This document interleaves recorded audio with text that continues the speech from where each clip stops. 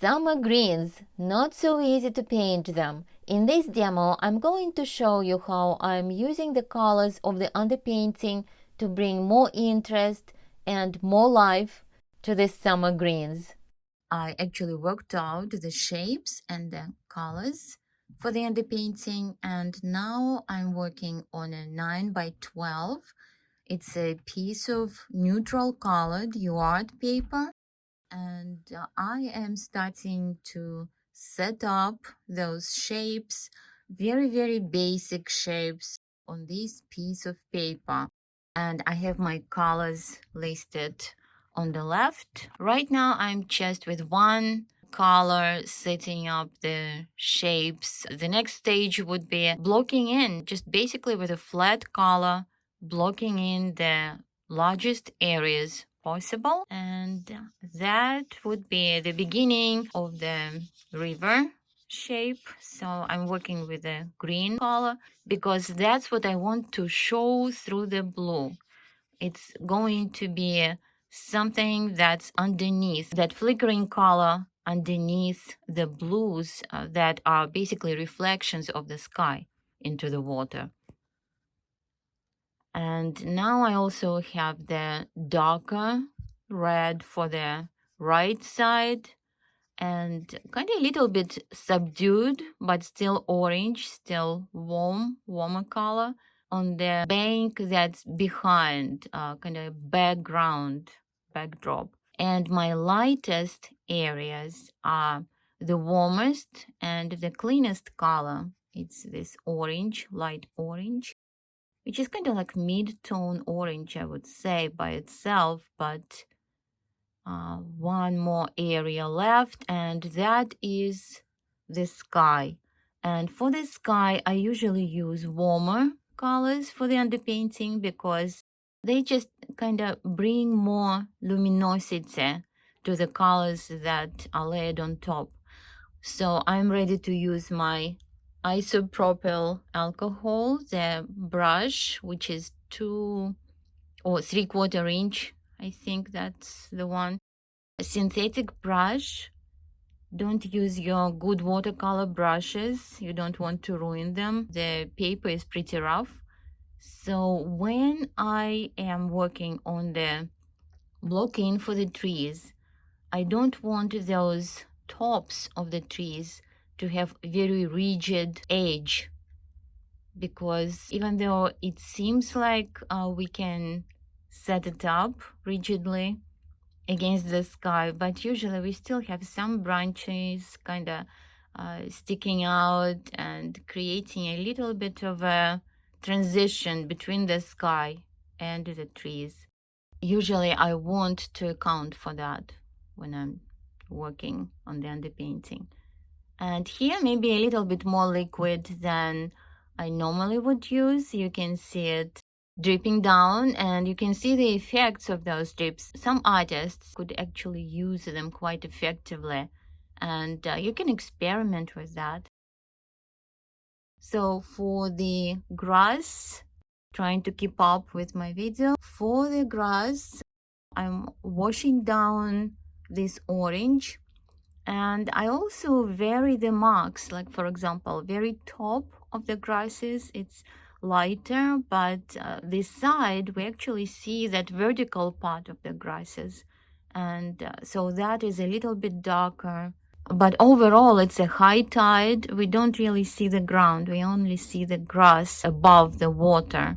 And I just wanted to mention also that in the underpainting, tiny elements like those canoe boats, you don't want to worry about that. That will go later. You can just take your dry pastels when there's time for that, and you can just add those small elements like this. The underpainting is dry, and now I am ready to find my drawing back, kind of if it disappeared a little bit. But I don't have to outline everything again, just kind of start working with the darker shapes, a silhouette of my lighter shapes against the darker background maybe, and that what will give me an idea about the trees, about the shapes of the trees. And the first layer or two I'm usually doing with a hard pastel. So right now I am working with the olive green, dark olive green pastel. It's new pastel and it's bottle green, it's called. There are other brands that probably closer, but it's my go-to color when I need to block in or just need to use dark olive green. And then after that, just adding a little bit lighter, but still on a warmer side green. We see that the left side, those trees in the distance, they are getting a little bit more light, but they still have that darker area within. So I'm just trying to establish all that. And I just showed the difference between those two colors that I was using so far. And now it's time to give a little bit more definition to the river, the dark reflection of the trees. I just want to add this darker green also, some of that, so that we see that reflection of that darker right side where the trees are. But I don't want to make it really like ominous dark. So if you look at the source photo on the left, the reflected green is not even as dark as the dark area in that shadow within the trees. So we have to work with that. We have to constantly compare areas. And the lightest tree on this side in the group on the right is basically that small one that's closer to the center of the painting, and it stands out against the further away group of trees. So again, just kind of trying to see what's lighter, what's darker, and then eventually I will be tweaking those greens, making some warmer, some cooler. But initially, it's just a good idea to establish some of that local color. The local color is that basic color that an object has that is not much influenced by the specific lighting conditions. So that's what we think of the trees, green trees, and these other colors. But then after that, I will be adding maybe some cooler color to the trees in the distance, maybe some warmer colors to brighter lit areas. Also, the reason to establish those greens before I do the sky is that then I can go with the light color over that green just a little bit, and it's not the other way around, just kind of carving into the trees with that light color. And varying the pressure, I can create softer edges, I can create maybe like some sharper branches by carving in. But the goal is still to keep the edges softer right now. I don't want to, right from the beginning, to commit to any particular shapes.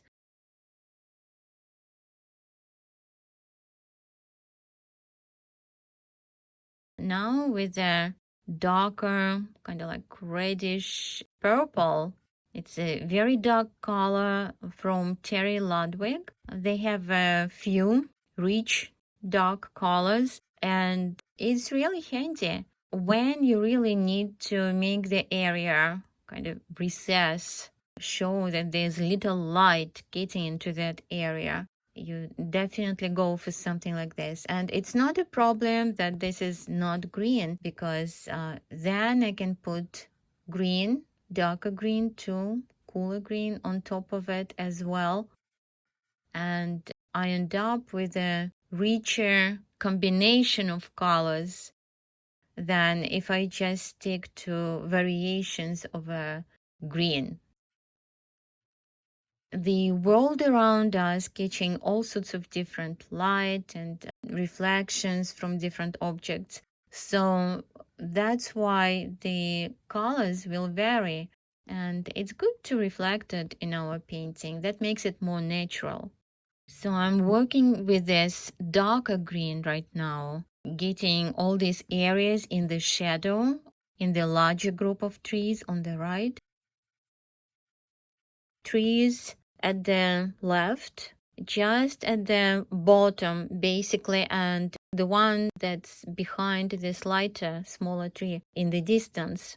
So for the group of trees on the left, I took somewhat cooler green to show that it's receding a little bit. And then my tree that is kind of warmer olive green, that's still on this right side, the smaller one, at the end of this group, it's going to stand out against that one more. So that's again for the depth. And also we have this lovely sunlit areas on the lawn, beautifully lit up area on the right. I like how it's all of it is kind of very contrasting and it just lets that green shine. But I also like seeing the little flickering patches of red in that area as well. It's just the way I like it. And some people actually might be bothered maybe by not having that smoother. So you just have to work with your own sensibility, how you prefer it. And now this somewhat mid-tone green, if I'm looking at the trees on the right, this green is still kind of dark mid-tone, not the darkest value green that I was using. So that's the one I'm using here for the darker areas of the reflection in the water. And also I'm looking at the direction of those waves, of the ripples, basically. I guess they are not waves so much, but they are slanted. There's movement in the water. So I want with my marks to establish that energy so that we know just by looking at that. And the sky at the top usually is darker. It depends, of course, how much room you have reserved for the sky in your painting. This is not that much right now. We don't see really the sky right at the top. But here it was still useful to show a little bit of a gradient in it. And my more turquoise looking color, it's kind of cerulean blue if you've done oil painting or watercolor. You would know colors like those, more like cerulean blue. And that's right next to the horizon, making it a little bit more of a transition from the deeper blue at the top. And now for the clouds, I'm not taking my lightest light and making just a white cloud in the sky, but I start with somewhat shadow kind of side of a cloud, and then I add the lighter color. And because it's just a suggestion, it's supposed to be nice and airy, I'm not going to develop too much in terms of shapes of the clouds. It's just a quick suggestion of a cloud here at this point. It's a small work, and if I just show a little bit of that airy white fluffy cloud with some lilac color established for the shadow side of it, that's just enough. I wanted to keep that certain look, that fresh, almost like plein air look, like painted outside when you just are trying to paint fast and just have enough time to put the notation of colors and create some energy of the place.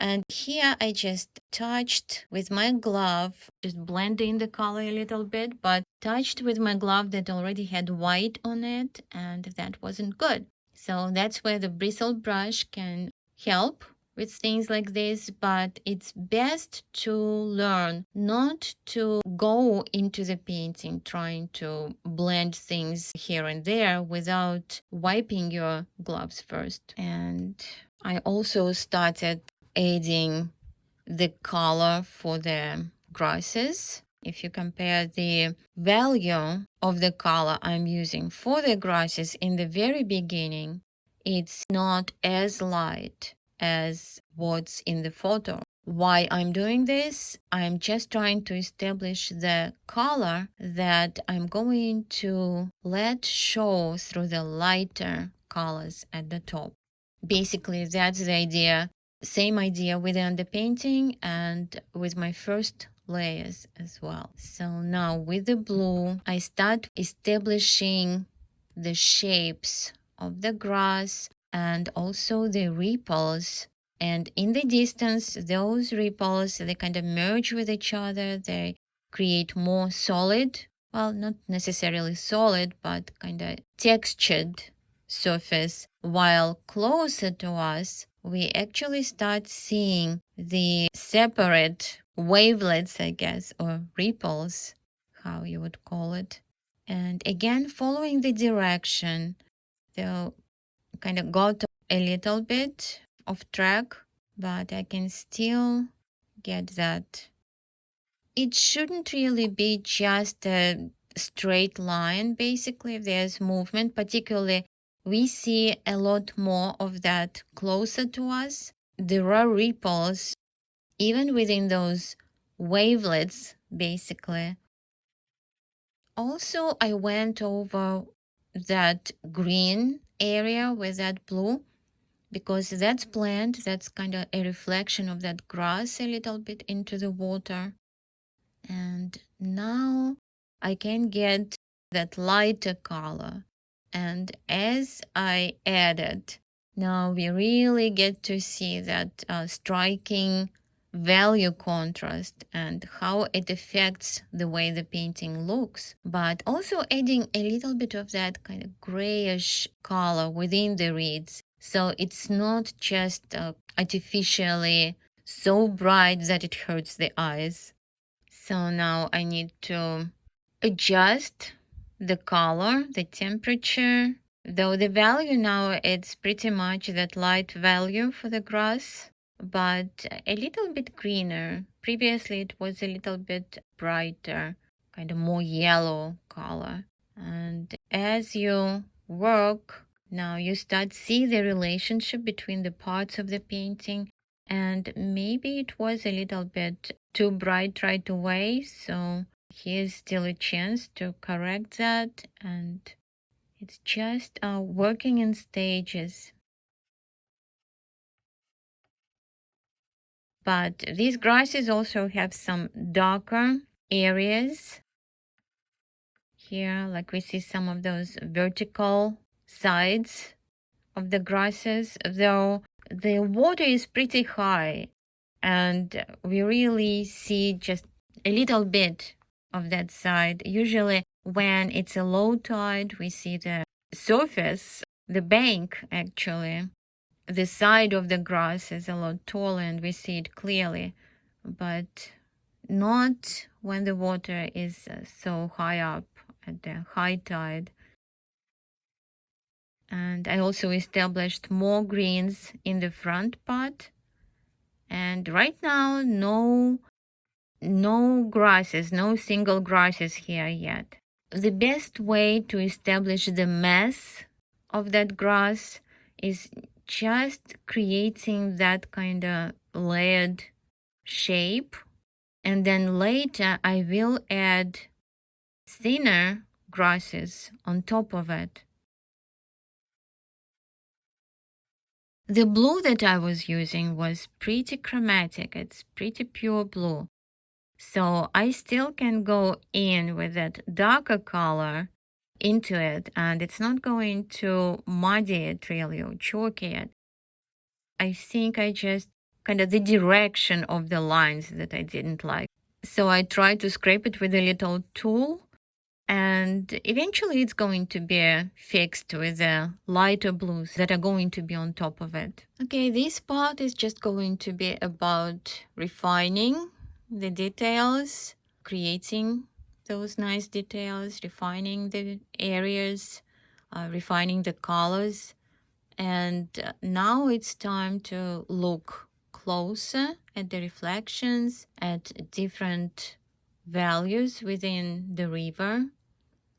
And we definitely have that lighter area on the left of the water, because for once we don't have that dark group of trees on the right.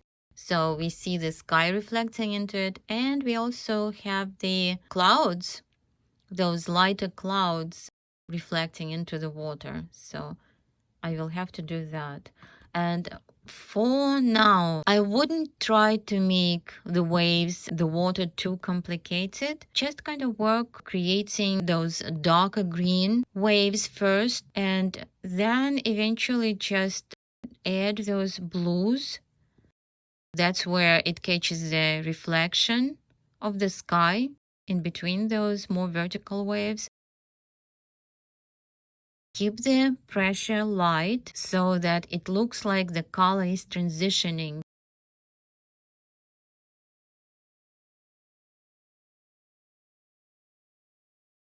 And I'm still tweaking the greens, of course. Like I said, it's time when I'm trying to adjust the colors better.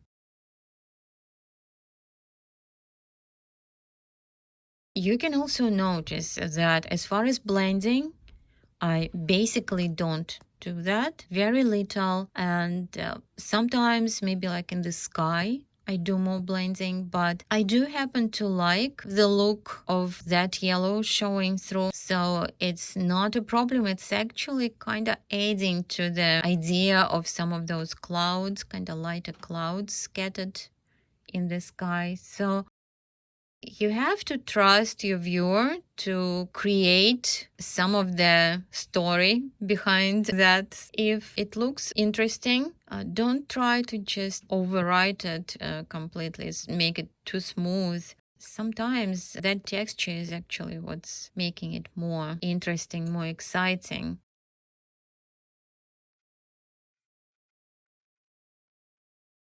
And here's the reflections of the clouds.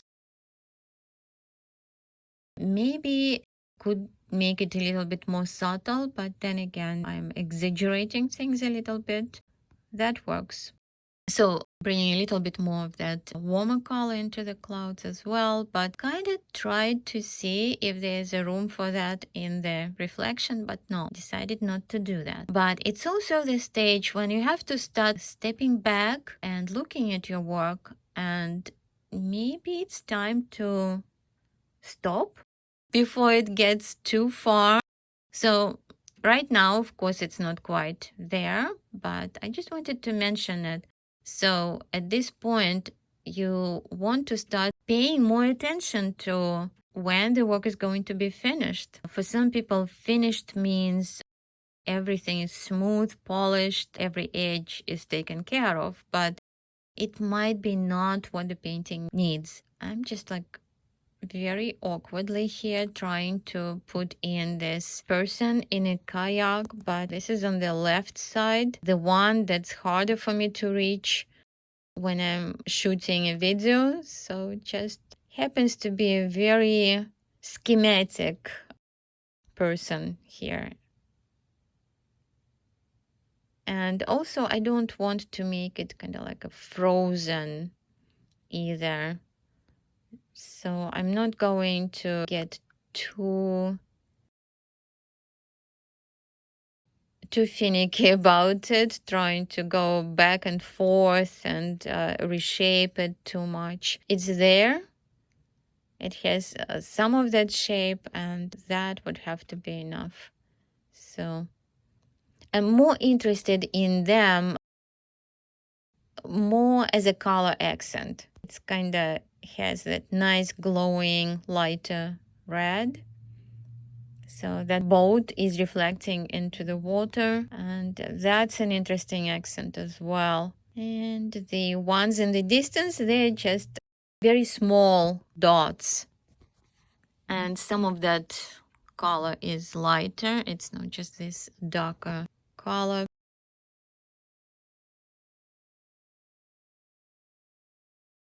Working over the whole painting. I don't just work on one part, get it finished, and then move on to the other. I like to work over the whole painting.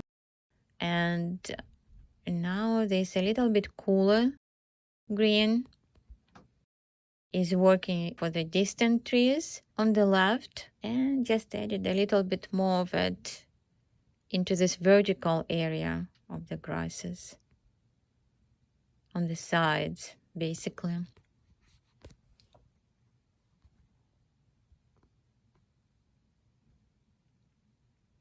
It is important to show some separation of the water and the grass, and also it's important not to have it just all the same as a line all throughout the shape. And now you can see I am trying to get those lights, and maybe that's too light, so got a little bit, just a little bit darker, but it's still rather light color, greenish yellowish color. And I know it's not that much seen from a distance, those kind of single grasses, blades of grass, but just a little bit of a suggestion of those. And then I want to actually keep it as a mass. I don't want it to become just all spiky, and it would be very unnatural from that distance, and it would just create too much attention to itself. So in a distance, those single blades of grass, we're not going to see them. So it's just going to be like this softer, fuzzier texture. But as it comes closer to us, that's where we see the grass. And I also added some of that light gray, trying to vary the intensity of that yellow. So just toning it down a little bit, neutralizing. So that allows that lighter, sharper edged grass create more spark in a way. Because when everything glows, nothing glows.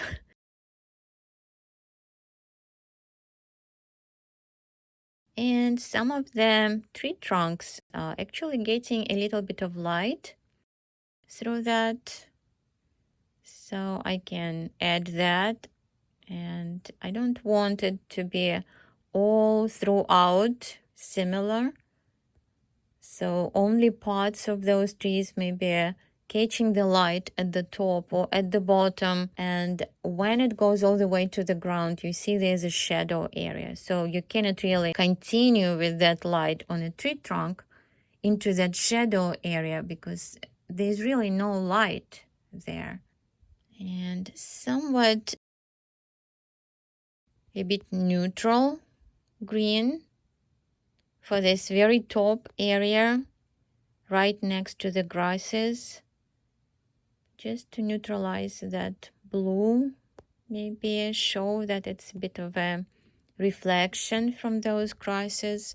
It's very subtle. It's not really a very distinct reflection. It's basically just a bit of a color. But overall, I think the water works out pretty well. And now it's the time to start working on this closer area with the grasses. And I don't want them all to just go in that one direction. And when with the wind, they are moved, some of them kind of lean more than the others, and some are more upright. So you want to create that movement within your painting. You don't just want to build a fence out of the elements like this. And the distance gets a little bit more treatment. And some of those boats with that negative painting, I can make them a little bit smaller and actually even eliminate that boat that I didn't like because they were sitting right on top of each other. And now I added even lighter grasses on top of this, closer to us area of grass. That creates a little bit more dimension because we have that light green grass and then we have blades of grass with more highlights on them. So it creates that variation. So still very tempted to add a little bit more highlights in a distance. Just kind of brings a little bit more light into that area. But you see that spiky grass is only in this area that's a little bit closer to us on the right. Not anywhere in the distance, really, not that far. That would be unnatural.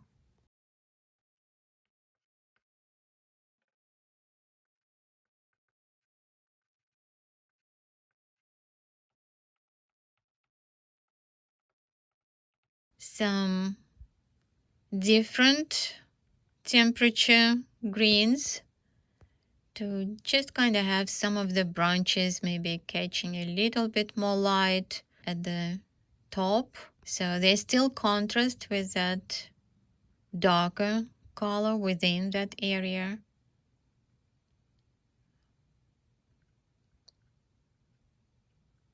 But overall, it's just marks, basically. None of it is really specific branches right now. And now that I'm adding some of this lighter olive color, and that color also on the closer to us tree on the left edge. So some of that light on that group of trees as well. But you can also compare that I pressed harder when I was doing the tree that's closer to the center here, and it deposits more pigment and it's more dense and it adds more of that color. When I use that same stick of green on the left, that was just a very light touch and it's like a glaze of that color. And maybe a little bit more of this blue, light enough blue, but it's kind of like a very soft glaze to show that there is some reflection and maybe like some smaller ripples here in this area as well. Though really the water was feeding pretty well even before this, so I could have just left it. And just a finishing touch with this dark purplish gray. I just softened that distance and suggested it's being a little bit darker, a little bit more neutral color. Maybe there's a cloud in the sky that casts a shadow there, and that also allows the tree to stand out more. If this video was helpful to you, please give it a like. It helps me a lot to have it seen by more people. And check out my other videos where I'm showing how to paint more trees and more greens and many other things with pastels.